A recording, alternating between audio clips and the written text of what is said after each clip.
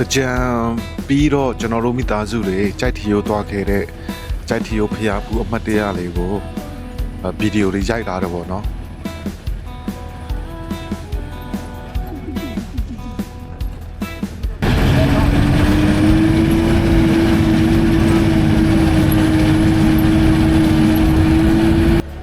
ကျွန်တော်ရဲ့တငယ်ချင်းမိတ်ဆွေတွေလည်းမိသားစုနဲ့အတူတူဖျားဖူးနိုင်ကြပါစေလို့ဆုတောင်းပေးပါတယ်ဒီဗီဒီယိုလေးကတော့ကျွန်တော်မိသားစုတွေကြိုက်ထီရိုးတညအိတ်ဖျားဖူးခဲ့တဲ့ဖျားဖူးအမှတ်တရလေးပဲဖြစ်ပါတယ်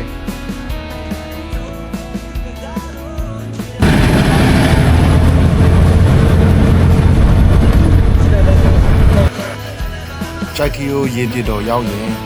ထမင်းစားမှုဆိုပြီးတော့အိမ်ကနေထမင်းကြိုက်အားချင်းကြိုက်6စင်ကြိုက်တွေနဲ့ထည့်သွားတာလေအမှတ်တရပါပဲရ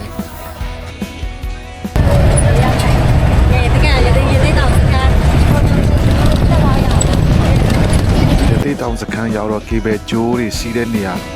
မြင်နေရကေဘယ်ကျိုးတန်းနေတော့တွေ့နေရပြီပေါ့နော်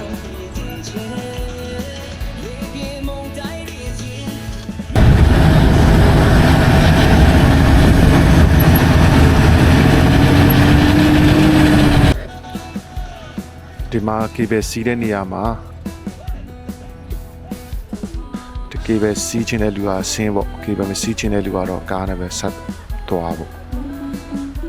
ကျွန်တော်တို့မိသားစုကတော့ကေဘယ်မစီးတော့ဘူးကားနဲ့ပဲဂိတ်ဆုံးတီလာလိုက်တယ်ကျင်းပြတော့ရောက်ချင်းဖះအပြေးသွားကတော့တယ်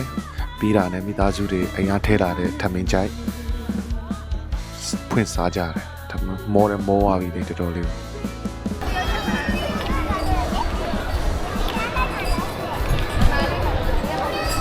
ရေမြင်တော့မှထမင်းစားရတာတအားကိုရတာစီတယ်ကောင်းတယ်ဗျမောရတယ်မောတယ်ဆိုတော့ထမင်းတွေပါပြီးစားပြီးတော့ជីကန်ပါဇက်ဘတ်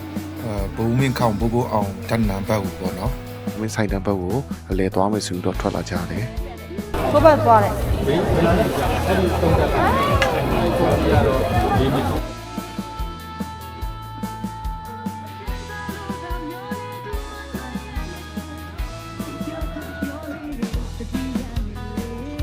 ဒါကတော့စွန်းတော့ကတ်မယ်ဆိုရင်လည်းဒီမှာလာဝယ်လို့ရတယ်ပေါ့နော်ကြိုက်တီယိုဖျားကိုမနဲ့စွန်းအာယုံစွန်းတွေကတ်မယ်ဆိုရင်လည်းဒီမှာတို့ဈေးရောင်းတယ်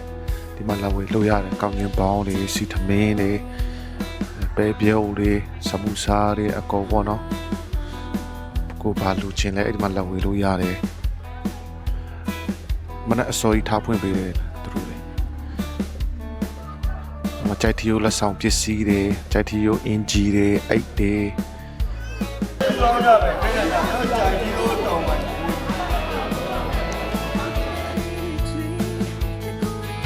အပြာဘူးလာတဲ့ဧည့်သည်တွေအလှတက်ပုံတွေရိုက်ကြတယ်စင်တူအင်ဂျီလေးတွေနဲ့ကြိုက်ထီယိုကအင်ဂျီလေးတွေနဲ့ဒါပီတီဖြစ်ဖို့ခေါင်းတယ်ကြည်ရတာ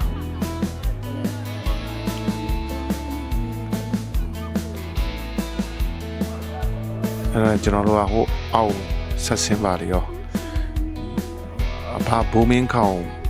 ဘိုးဘိုးအောင်တန်းနန်းစီးတဲ့နေရာဘက်ဆက်သွားတော့ပေါ့ဦးငယ်နဲ့သွားဒီနောက်ဗီဒီယိုရတယ်ကျွန်တော်သမီးငယ်2ယောက်ကတော့တောင်းနေပြီခလေးပီပီဘင်္ဂလေးပီပီသူတို့တောင်းလာပါလဲပလိုင်းပေါက်လာပလိုင်းပေါက်ဝယ်ပြီးပလိုင်းပေါက်ဝယ်ပြီးတဲ့ကိုကပလိုင်းပေါက်ဘာလို့မှလဲပလိုင်းပေါက်ကိုအိမ်မှာလည်းရှိတာသူတို့ပြောပလိုင်းအဲ့ဒီပလိုင်းပေါက်မဟုတ်ဘူး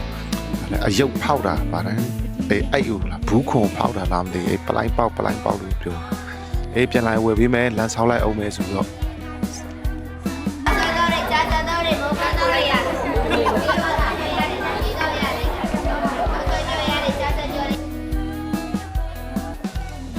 ထမင်းဆိုင်တန်းကိုရောက်ပါပြီထမင်းဆိုင်တန်းကိုအစီမထမင်းဆိုင်တန်းထမင်းစားမဲ့လူတွေဆိုရင်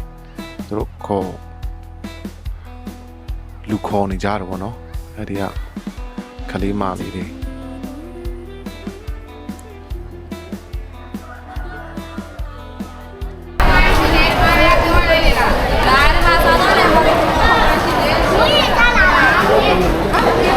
ကျွန်တော်တို့ကထမင်းစားလာပြီးမို့လို့ဝေမစားတော့ပါဘူး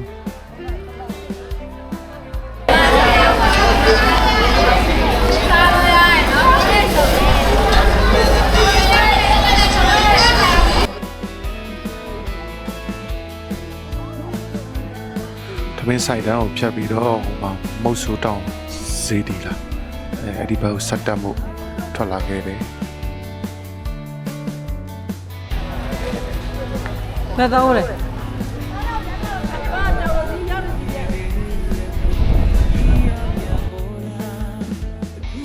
မုတ်ဆိုးတောင်ဈေးတီကိုတက်မှုတစ်ချောင်းနားတယ်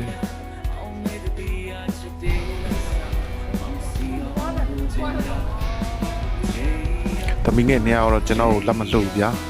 သူ့အမေကတော့ဟိုးအစိမ်းမှာတယောက်တည်းတက်သွားတယ်ကိုကတော့တမီးငယ်နေရာကိုတွဲသူတို့လည်းတော်ညောင်းနေကြပြီပျော်တယ်တဲ့မေးတာပျော်လား ဒီမူကတပုံတဲ့ဒီမူလောက်ကို ဒါတော့ပပူပူအောင်ဘိုးမင်းခေါင်တန်တန်စီတဲ့နေရာအလင်းကွင်းဘက်ကိုတပ်ပုံရိုက်မှုအဲ့ဒီပြအကူကြီးကပြောလို့ချက်သွားကြည့်တာလင်းကွင်းဘယ်ဘက်မှာလဲဆိုတော့အော်ဒီမှာပြန်တက်လာတာ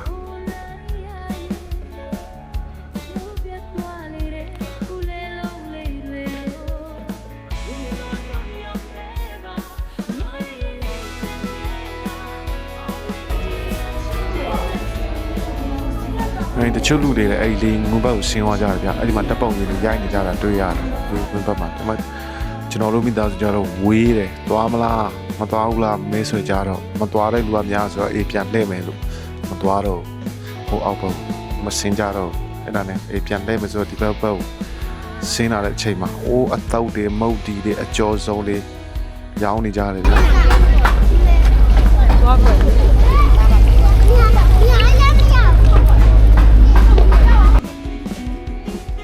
ဒီဘက်ချမ်းမှာကျတော့ဒါအတုပ်ဆုံးမုတ်တီဆုံးကျွန်တော်ရဲ့အကြိုက်ဆုံးကတော့အဲ့ဒီလက်တုပ်ဆုံးလေးမော်ဟင်ကားတို့ဒီမြေတော်ရရောက်ချင်းထမင်းစားရတယ်ဆိုတော့ဘာရတင်းနောက်မှလာဝယ်စားတော့မယ်ဆိုပြီးတော့ဒါရှင်းလာခဲ့တယ်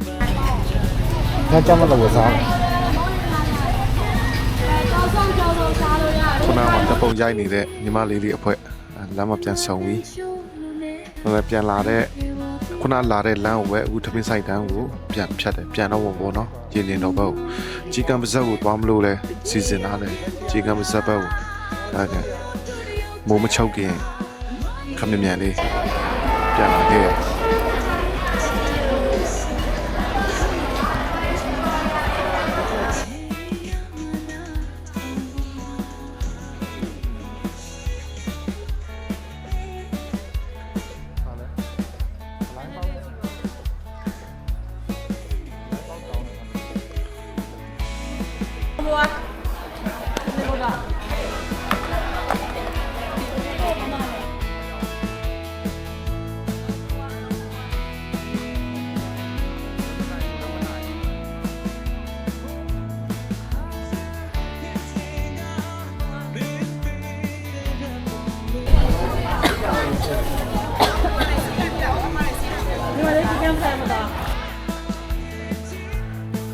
ဒီဘက်ဆိုင်တန်းပြန်ရောက်တော့ကျွန်တော်သမီးတွေကခုနပြောရတဲ့ဂတိကိုသူတို့မမေ့ဘူးဗျကလေးတွေကသူတို့ရမယ့်အချိန်ကိုသူတို့အမြဲတမ်းသူတို့စောင့်နေတယ်ပြန်လာမှဝယ်ပေးမယ်လို့ပြောလာတဲ့အဲ့ဒီပလိုင်းပေါက် ဟုတ်လား ဒီမှာရက်နေ မစားရအောင် အယုတ်ရတခုအမေတခြားအယုတ်အခြားအယုတ် အခြားရုပ်တွေလည်းမယူဘူးအဲ့ဒီပလိုင်းပေါက်ပဲပလိုင်းပေါက်ပဲဝယ်ပေးသူမေရတော့တိတ်မွေပေးခြင်းကျွန်တော်ကဝယ်ပေးလိုက်လို့ငါသမီးတွေကိုပလိုင်းပေါက်ပဲယူမယ်လုံးဝဘာမှပြောလို့မရပလိုင်းပေါက်ပဲယူမယ်အဲ့ဒီကနေဟိုမဖယ်တော့အဲ့ဆိုင်စီကနေအဲ့ဒါနဲ့ဝယ်ပေးလိုက်ရဗျာတယောက်တစ်ခုစီညဘက်ရောက်လာပြီ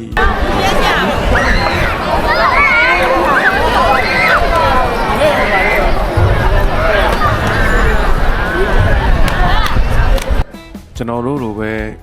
ညအိပ်မိသားစုတွေညအိပ်ဖျားဖူးတဲ့လူတွေအများကြီးပဲဗျာရင်မြင်တော့မှာဟ ဟိုလေးလက်ဖဲလုံးကတော့သူတို့တွေဟိုသွားဒီသွားကြီးကံပါဇက်ကိုသွားဇီတန်းသွားနေဆိုတော့ရင်ပြေတော်မှာတိတ်လူမရှိဘူးညဘက်ရောက်တော့အိုးဖျားစီမီကတ်တဲ့လူတွေဖျားရေချမ်းကတ်တဲ့လူတွေအမွေးနတာကတ်တဲ့လူတွေ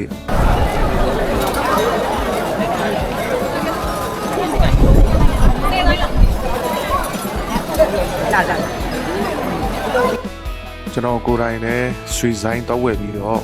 ဒီကြိုက်တီယိုရဲ့စီဒီကိုရွှေဆိုင်ကတ်လူခဲ့တော့ဗောနော်ကျွန်တော်လည်းခင်တဲ့မိတ်ဆွေတွေကျွန်တော်နဲ့တွေ့ကြုံခဲ့တဲ့ငယ်ချင်းအပေါင်းအသင်းတွေကျမ်းမာပါစေချမ်းသာပါစေမိသားစုတွေရောကျွန်တော်မိသားစုတွေအကုန်လုံးပေါ့နော်ဆုတောင်းပေးခဲ့တယ်ကျွန်တော်ဘော်ဒါတွေလည်းဒီဆုတောင်းတွေရကြပါစေ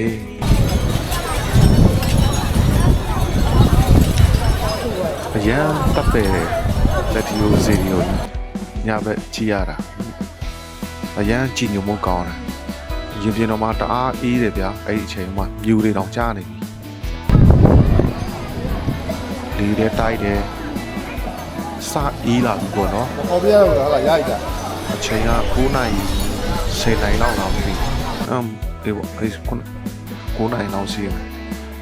မနှွေးတဲ့တွေနဲ့တခုအကြံဉာဏ်ပေးချင်တာလေကြိုက်တီယိုမှာတညအိပ်ဖျားဘူးမယ်လို့ဒီစီဇန်ထားတဲ့ဆိုရင်စောင်းတွေအနှွေးတဲ့တွေလာများများယူပါသူမှာဒီဇင်ဘာတို့ဘာအချိန်နှွေအချိန်တို့မိုးအချိန်တို့ဆောင်းရအချိန်တို့ဆိုတာမရှိဘူးဒါအေးတယ်ကျွန်တော်တို့စောင်းတွေယူလာတာနဲတော့လေဒါပေမဲ့ရင်ပြင်တော့မှစောင်းငှားပေးတယ်ဖျားတွေငှားတယ်စောင်းတွေငှားတယ်အဲ့ဒီမှာလည်းတုံးသွားငှားလို့ရတာပေါ့နော်ဒီမှာတော့နေရာတွေဥပဒါကြပြီမိသားစုတွေတချို့ဖျားဘူးကြတော့တဲ့ဟိုတယ်မှာငှားတယ်ပေါ့တဲကုန်ခန်းတွေငှားအိတ်ကြတယ်တချို့မိသားစုများတဲ့လူကြတော့ရင်ပြင်တော့မှာကျွန်တော်တို့လည်းရင်ပြင်တော့မှနေရာယူလာလိုက်ပြီကျွန်တော်မိသားစုတွေဒီနေရာတွေကလီတိုက်တဲ့လေကွယ်တဲ့ဘက်ဖြစ်တော့နည်းနည်းနေလို့ကောင်းတယ်ဒီပြောင်းမှာတော့နေပိုချမ်းတာလီတိုက်တာလေဘယ်ဟာမရဘယ်တော့ရောက်လာပျော်နေကြပြီမကြကြ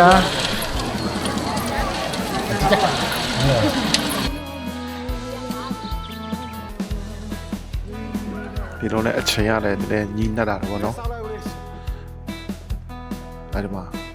ဒါညဘက်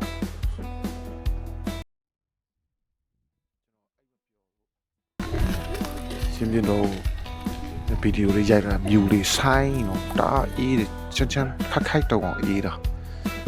ဒီမှာစောင်းလေးငားတယ်ဖြားတွေငားတဲ့နေရာရှိတယ်အဲ့တော့ငားတော့မခံနိုင်တော့အေးတာတကယ်တော့ကြိုက်တီယိုမှာညအဲ့ဖျားဖူးမယ်တို့စီစဉ်လာရင်အနှွေးတဲ့တွေစောင်းတွေအများကြီးယူရပါလို့တိုက်တွန်းချင်ပါတယ်ကျွန်တော်တို့မိသားစုဖျားဖူးကုသိုလ်ရတယ်လို့အခုကြည့်နေတဲ့ကျွန်တော်ရဲ့မိတ်ဆွေတွေတဲ့ကျွန်တော်တို့မိသားစုနဲ့အတူထပ်တူကုသိုလ်ရကြပါစေမိသားစုတိုင်းဖျားအတူဖူးနိုင်ကြပါစေလို့ဆုတောင်းမြတ်တာပို့တာပါတယ်ဘိုင်ဘိုင်